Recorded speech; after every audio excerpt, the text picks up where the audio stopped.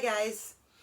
Well, they say that your second time is never as good as your first, but I'm here to let you know that Tokyo was just as amazing as my first Olympics in Rio, although in many ways very, very different.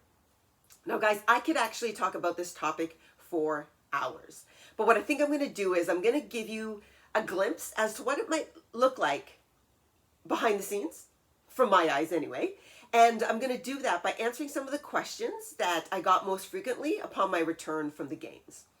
The most frequently asked question I think I got was about the village. What does it look like and what exactly is it? Well, it's very aptly named the village, and it consists of anything you would need to survive. Lodging, accommodations, food, transportation, recreation, you name it, it's part of the village. When you drive up to the village, one of the coolest things, the first time you ever see it, is to see all the low-rise buildings with the flags along the outside, especially when you locate yours. So there are some of the bigger teams, so Canada, GB, the US, will take up most of the building, if not the entire building. So that whole building is outfitted in that flag. And then there are other buildings that the smaller teams occupy. So every 2 floors, you might see a different set of flags along the outside. Now, as you can imagine, just like us humans, we all like to take a little bit of home with us when we're going to be away for a long period of time. And so Great Britain, for example, in Tokyo, brought their iconic phone booth. Canada, what do you think we brought? Of course, we brought the moose. Now, unfortunately, we have to learn the hard way. Great Britain knew to secure their phone booth to the ground. Canada, I think we had to learn the hard way. There were a couple of mornings we woke up and the moose was gone. So it was like finding Waldo to find out who took the moose and where they put it. But as far as I heard, by the time we'd left, they'd actually nailed the moose to the ground as well. The accommodations in the village are dormitory style. So there'll be pods, and they try and keep each sport within a pod, just in terms of scheduling and people's sleep patterns. So there might be 4 or 5 rooms to a pod. There might be 2 washrooms in that pod, and there's usually a common room with in Tokyo they had, and in Rio, beanbag couches, and it's a lot of places where a place where people might have meetings, that kind of thing.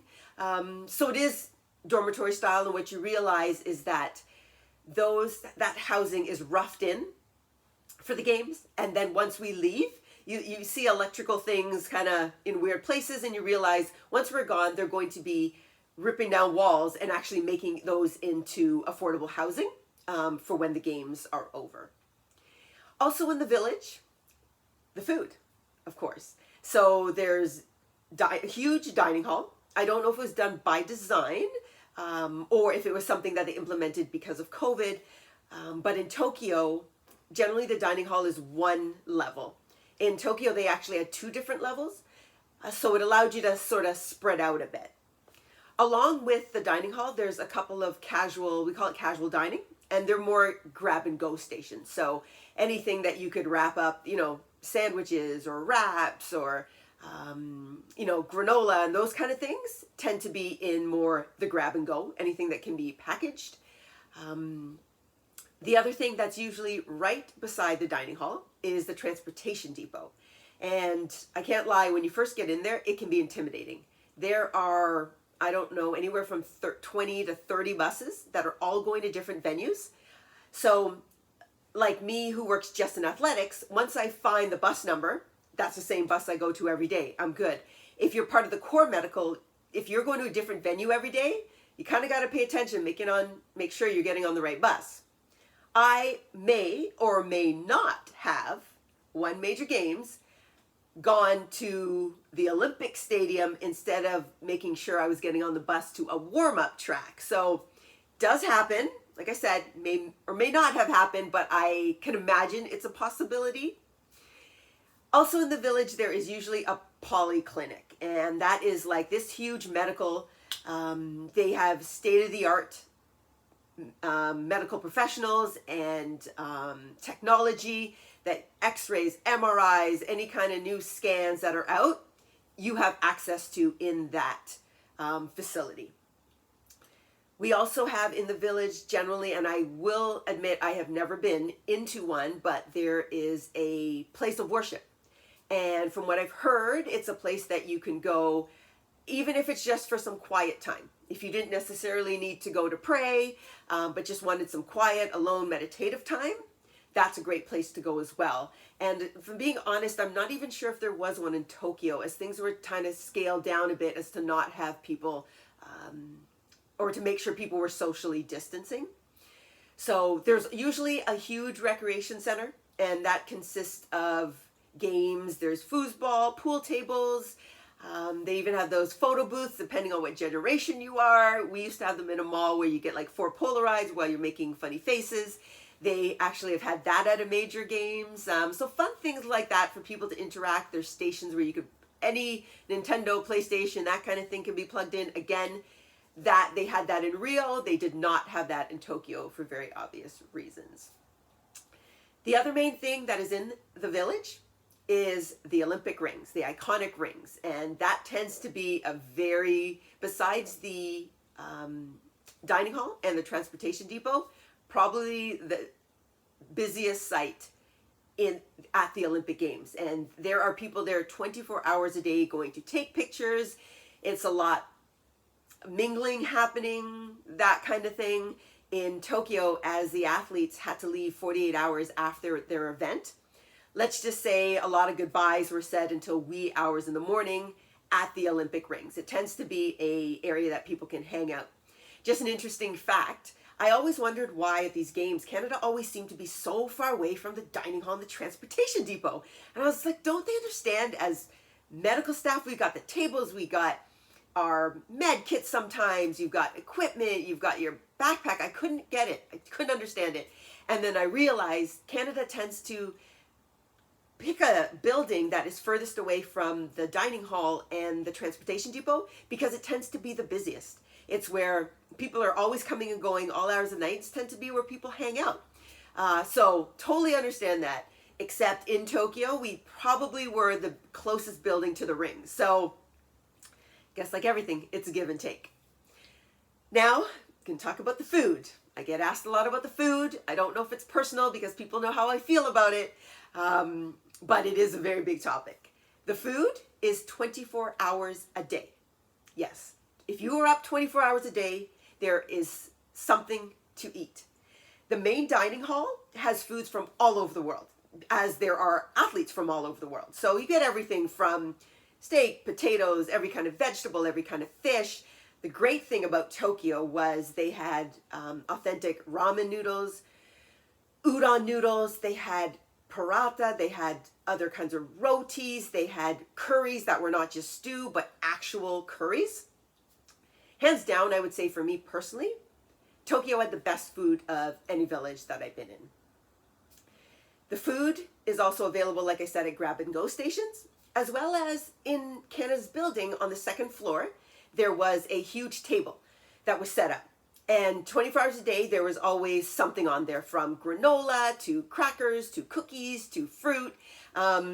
General Mills was the sponsor, so anything General Mills could put in a package was there. So there is no chance you're going to starve. There is a saying at the Olympics that you can eat yourself out of a medal, and it's for a good reason. So you got to go there, especially as an athlete, and be very, very disciplined. Now I'm going to talk about the clothing. As Canadians, we absolutely get spoiled. We get 2 kits, one from Nike, which consists of numerous track suits, track pants, sweaters. You get 2 pairs of shoes. This year, Nike gave us a luggage set, which came with a carry-on and a normal size piece of luggage, sweatbands, armbands. I mean, you name it, anything an athlete can use, water bottles, they were in the kit. We also get a Hudson's Bay kit, which also came with luggage. They both come with knapsacks. Hudson's Bay came with 2 pairs of shoes and about 30 to 35 articles of clothing. So really, really, I mean, there's nothing more we could want. This was actually the biggest kit that I've ever had in the 7 years of major championships that I've been with Athletics Canada. So in that way, we are really spoiled. The same way I talked about you can eat yourself out of a medal, let's just say you could eat yourself out of an outfit home. And so having experience, I realized that with the abundance of food and the amount of time that you're up, you just eat more. So you generally fill out your sizing anywhere from 6 months. With COVID, it was like a year before the games. So I got hip to the game this championship. I got a couple of articles of clothing the next size up. So there was no guilt. I didn't have to worry. There was something that I could wear home that I wouldn't be worried about sitting in and actually splitting my pants. So I just want to talk now about the vibe. People had to leave 48 hours before. There was social distancing. How was the vibe in the village? You know what? Everybody there was to compete. There is a respect for staff and students that have worked hard to get there. So the vibe was definitely an Olympic vibe. The cool thing, because of social distancing, I found more Canadian athletes actually hung out with Canadian athletes of different sports. So women's soccer was hanging with track, was hanging with swimming, whereas you tend to previous games see swimming hanging out together and track from all over the world hanging out together. So that was a cool difference. In the stadium, a lot of people say, what was it like with no spectators? For the athletes, many of them will tell you they've been competing for the last year with no spectators. Not that big of a difference. Some athletes I talked to from other sports actually said they don't get spectators anyway, so not a big thing for them. I think what made a big difference for our athletes was, especially the ones on the track, was the starter's pistol. How was it going to sound? Was it going to be hollow? Was it going to echo? So every major championship, there is a morning where you can go into the stadium and the starter is there and you can get out of the blocks and see what it sounds like. I did know some athletes were, when other athletes got off the track, we're asking them, how did it sound? Just to not be alarmed and to know what to expect.